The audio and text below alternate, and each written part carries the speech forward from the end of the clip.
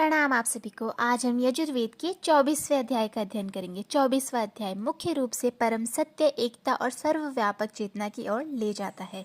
यह अध्याय बताता है कि ईश्वर किसी एक रूप, स्थान या नाम का सीमित नहीं है।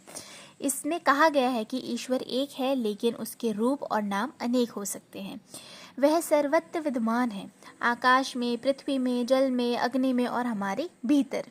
जो सत्य, धर्म और ज्ञान के मार्ग पर चलता है वही ईश्वर के सबसे निकट होता है। बाहरी भेद, जाति, पद, धन परम सत्य के सामने अर्थहीन है। सरल शब्दों में जो सबसे एक को देख ले वही ज्ञानी है। इस अध्याय से हमें सीख मिलती है कि सबसे पहले ईश्वर बाहर नहीं, भीतर भी है। अगर हम ईश्वर को केवल मंदिर या पूजा तक सीमित कर देते हैं तो उसका आधा अर्थ ही समझ पाएंगे। हर प्राणी में वही चेतना है। दूसरा, भेदभाव का अंत। 24वां अध्याय स्पष्ट संदेश देता है कि सब एक ही स्रोत में उत्पन्न है। आज के समय में इसका अर्थ है कि कोई ऊंचा नीचा नहीं, कोई पराया नहीं, मानवता ही सबसे बड़ा धर्म है। तीसरा, सत्य ही सबसे बड़ा मार्ग है।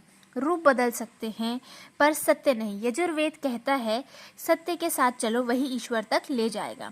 चौथा, अहंकार सबसे बड़ा पर्दा है।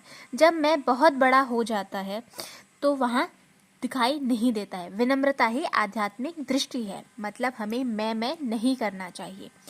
आज के युग का संदेश यह है कि धर्म है पर विभाजन ज़्यादा है, और पूजा है पर करुणा कम है। 24वां अध्याय याद दिलाता है कि नाम अलग हो सकते हैं, मार्ग अलग हो सकते हैं, लेकिन सत्य एक ही है।